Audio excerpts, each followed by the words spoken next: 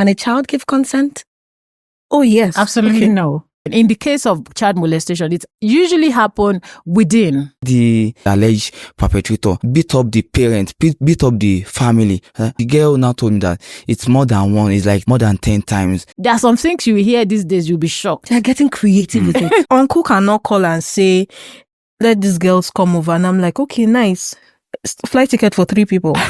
It's like they are doing research and new form of it is coming up every day.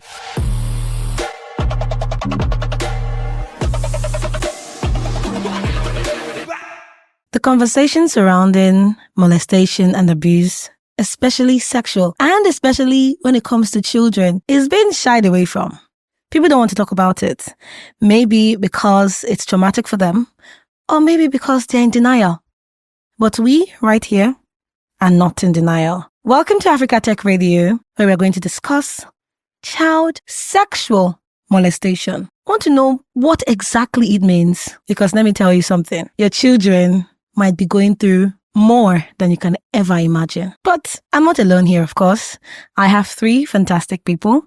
I'm just going to allow them introduce themselves, right? And what they do, where they're from, so we can dive right in this topic. All right. Thank you so much, Lilian. My name is Idara Kalu. I'm the co-founder of Child Solidarity Group, and also the head of Nkwado Girls Initiative. That's about tutoring girls on harmful practices and child sexual molestation, things in that nature. Hi, everyone. My name is Oluyemi Orija. I am the founder of Headfort Foundation for Justice. Our organization provides legal aid for victims of, human rights abuse, including child rights abuse. So I'm also an advocate of for child rights and children's rights generally. Thank you for having me. Thank you for coming. Hi, my name is Azeez Ajifowoke. I'm a caseworker and a social worker. I work with a child advocacy center in Lagos State, and as a caseworker, I go to field, and our child advocacy center fight against child sexual abuse. That is our mission, to eradicate any form of child sexual abuse. Thank you for having me. Do you think that it's possible to eradicate sexual abuse, child sexual abuse? I feel that we can reduce to a barest minimum. It can't be eradicated. 100%, 100%, because yes. pedophiles are everywhere. Anyway, first of all, before we start talking about how it can be eradicated, I think we should discuss what it means. Many people have different ideas of what it means and what it does not mean. So, what does it mean when someone says this child has been sexually molested or molested? Sexual molestation for a child, both boy and girl, okay? It's when a child's sexual right is being, tampered with, whether it's with consent or without consent, so long as they are below the legal age, which in Nigeria, of course, is 18. So any child below that age that is being taken advantage of, whether he or she is aware of it or he or she is not aware of it, that is sexual molestation. I heard something. You just said whether or not the child gave consent. Can a child give consent? Oh, yes. Absolutely no. A child can legally not give consent. In as much as you are under the age of 18, they don't have the legal capacity to give consent for sexual relationship of any sort. You said yes. I said yes because in real life cases, you witness situations where you're told that the girl, she said she accepted it, but just as she said, legally, he or she doesn't have that capacity to understand. So most of the times there's been a lot of manipulation and persuasion to make the child believe that what he or she is doing is right. So that is why that legal, age is there, because it's believed that at 18, you have the capacity to be able to, understand, this feeling properly. So yes and no, actually. and also, even in the child right law, Lagos State child right law, it states clearly that it is immaterial to say that a child gives consent. You can't prove that in the court of law that she gave consent or he gave consent. It is immaterial. You can't. It's something that you can't even talk about. So a child cannot give consent. So the conversation around, but she said it and she enjoyed it, is immaterial. Absolutely. That is not supposed to be talked about. One of the Akon songs that, how was I to know she was underage? I don't know what circumstances surrounded that particular song. Yeah. But that was still the argument that our friend R. Kelly made. Yes. That these people lied about their age. Yes. What are we to say about that particular one before we now go into how you would know someone's been molested? I mean, for me, I feel like the world is very sensitive now. And if for anybody, especially the male gender, if you want to go into any form of relationship with a girl, those are the fundamental things you need to ask, So how old are you? Some people look so big, but in real sense, they are young.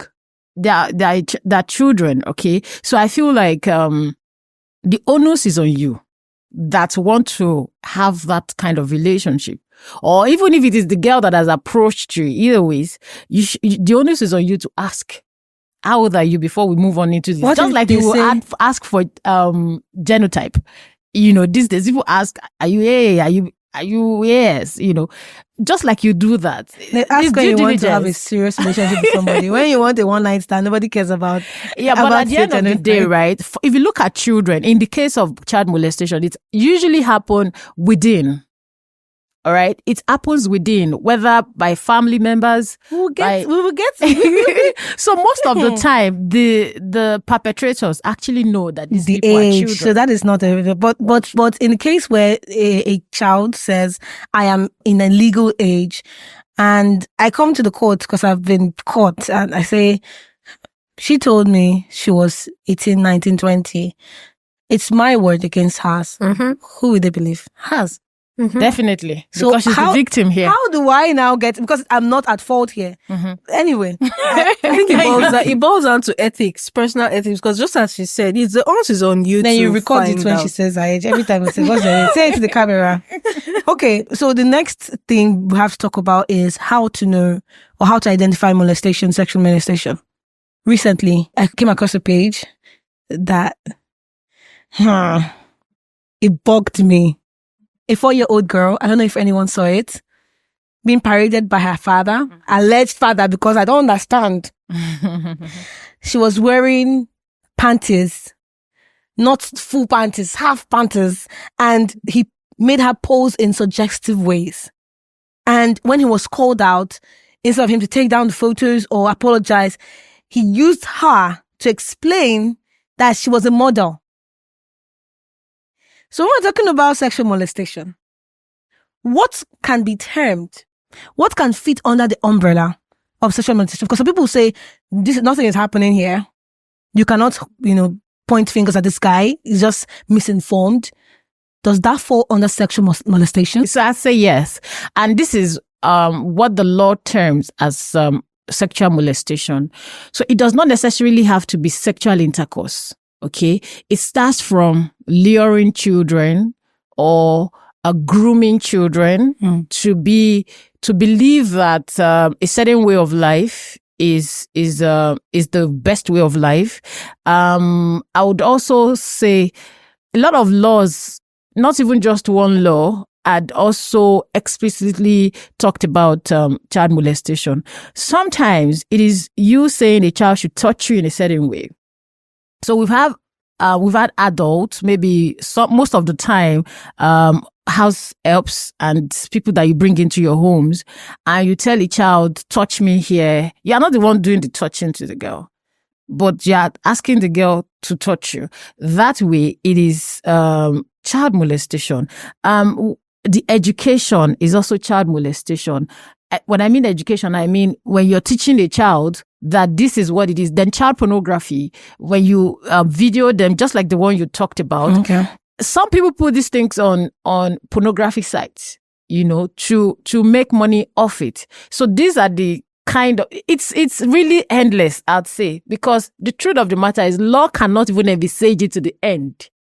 there are some things you hear these days, you'll be shocked. They're getting creative with it. You understand? So the law can only try to a reasonable extent and envisage the kind of things we term as sexual molestation or child molestation. But sincerely, it's like they are doing research and new form of it is coming up every day. So I think the law cannot be all comprehensive, but to a reasonable extent, what we term is anything that is suggestive or that the child is up for, like a sexual object, or grooming the child, the mental capacity of the child to believe that this way of life is the best way of life, whereas you are exposing them to, sexual.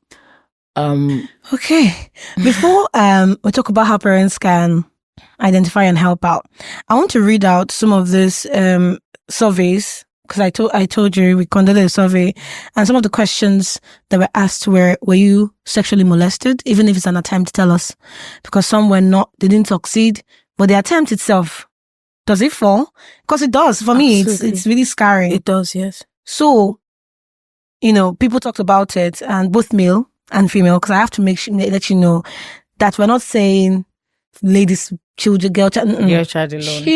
Children. Yes.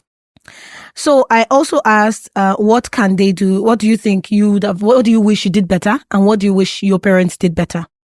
But first of all, let's talk about the response to the molestation itself. This person is female. And this person said, my uncle touched me in a lot of ways, in a lot of wrong places.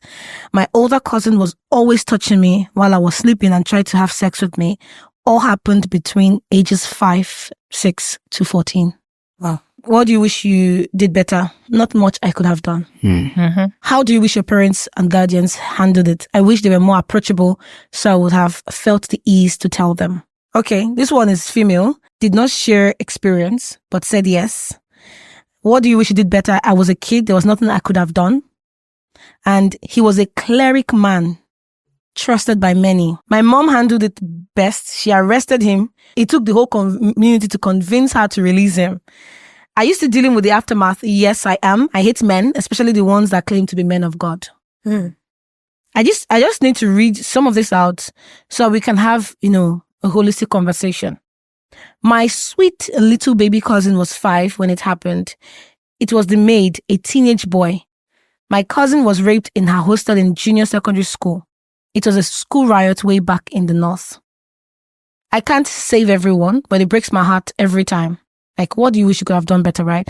Adults should always be held accountable, even if the child made the first move, in quote. Mm-hmm. Now, I've talked about how a child cannot give consent. Mm-hmm. Yeah. How do you wish your parents handled it and never spoke about it to date? Are you still dealing with it?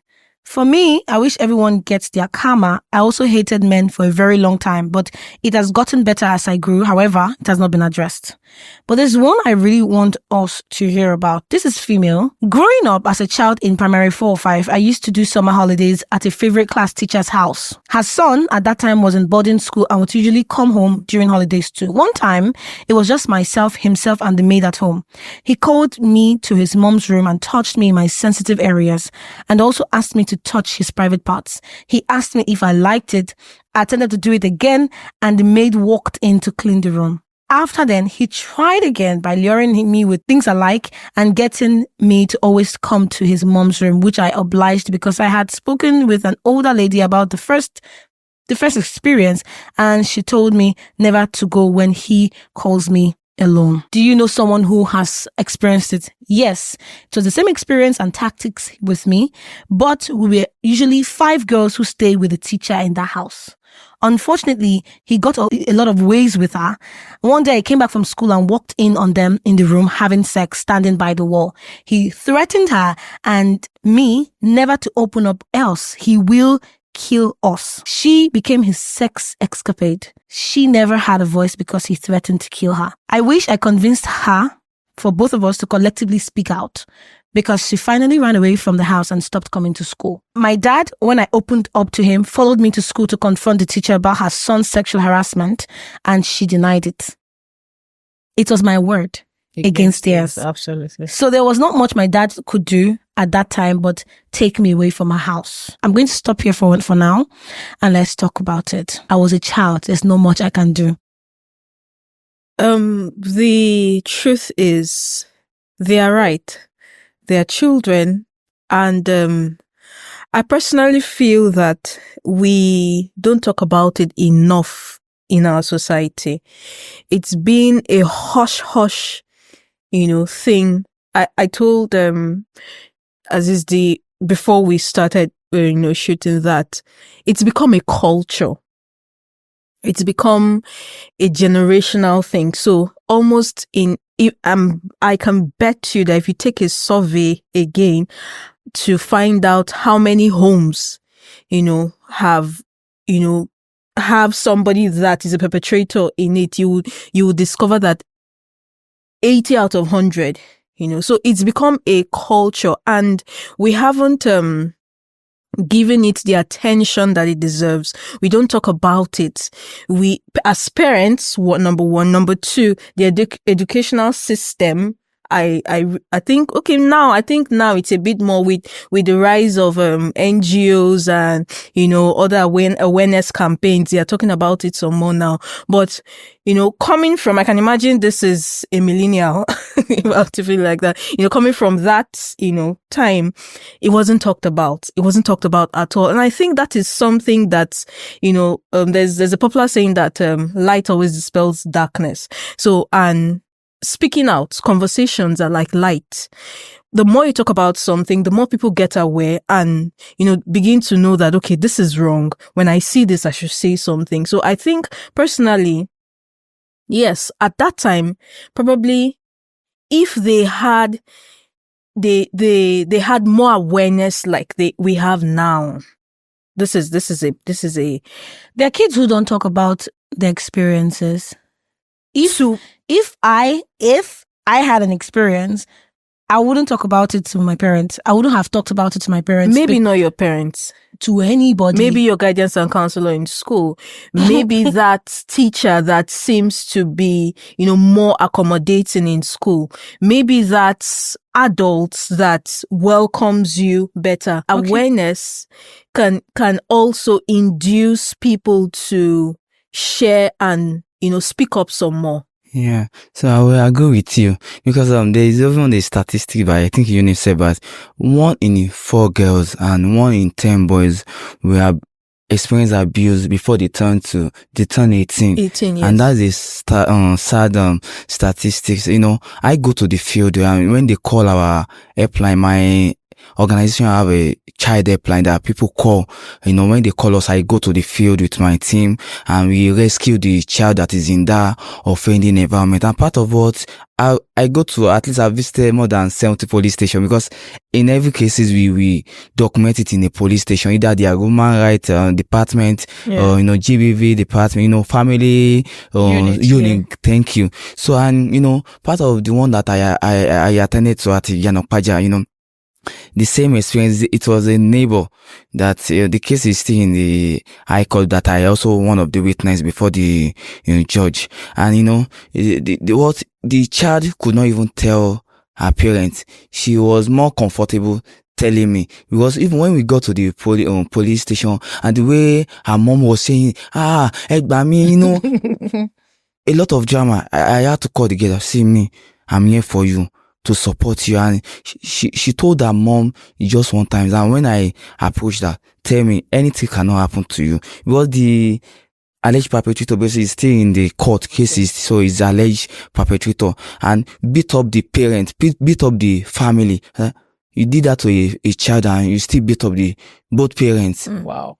It's not in this Lagos because I know what Lagos is doing in this case, and we take the case of, but the girl now told me that it's more than one, it's like more than 10 times, so that relationship between parent and, that's what I always tell, parents when they come to our center for counseling, that please, this jet age, be more close to the way I was brought up, African parents, But now it's a new dimension to everything. So if we are close to, because it's happening every day, we get call every day. There is still case in Ogun State that we have to write a letter. I'm still on the letter to Ministry of Women Affairs to take up the case in Ogun State, because that's the only option that we have now to do. I'm taking the letter to the Ogun State. So you're saying that those people, they're adults now, and in retrospect, they're still saying as children, there's nothing they could have done. I had this conversation with somebody to better understand it. If we're talking about what a child can do, isn't that part of it? Yeah, if you cannot talk to your parents, talk to someone else. But some of them might be shaken up and some might be embarrassed about it. How do they now? So for me, right, I really, it's crazy when people say I can't talk to my parent. And I think that's the fault of the parent, not the child.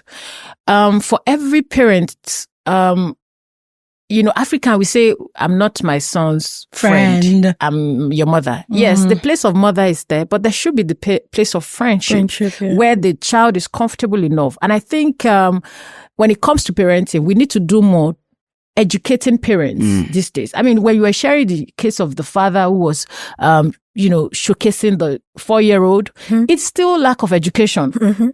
So we need to do a lot around educating parents. And that's where it comes from, because the family is the first unit, as they taught us in social studies. It's the first unit of every society, right? So every child, every governor, every president comes from a home. So I say to people, the home should be the safe haven for every child. So a lot needs to be done in that at that stage first, before we even start going out.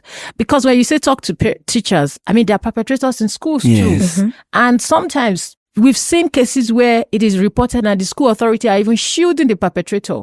So there should be nowhere like home. There's a case where a principal of a school, it trended a baby, a 2-year-old. He also killed her. Look at that. He abused her and killed her. Yeah. So while I advocate and say talk to guidance and counselor, the guidance and counselor could be the perpetrator, but the home should be the very first place. And the child should be comfortable enough to at least talk to somebody in that family. If it is not the mom, should be the father. If it's not the father, should be the sister, the brother, somebody in the home, Then, back in the days, we do not have so much of NGOs talking like this. We do not have so much of advocacy, groups talking the way we are talking now. And of course, maybe there's no social media. I tell you, sexual molestation of children has been since ages past. And it was so rampant. But the fact is the silence culture and the fact that we do not have media to project it like it is being projected now. And I tell you, even now, about 95% of those cases are unreported. You talk regardless. About, you have said that it has been a thing for years. Yes. And the people who were victims are parents, grandparents. Is there something that erased their memory? Is there something that wipes their memory? I'm not sure. There's a question. There's a reason I'm asking this. Is it like they lodge this memory someone they forget when they become parents that this thing happened to me? There's a high chance it can happen to my kid.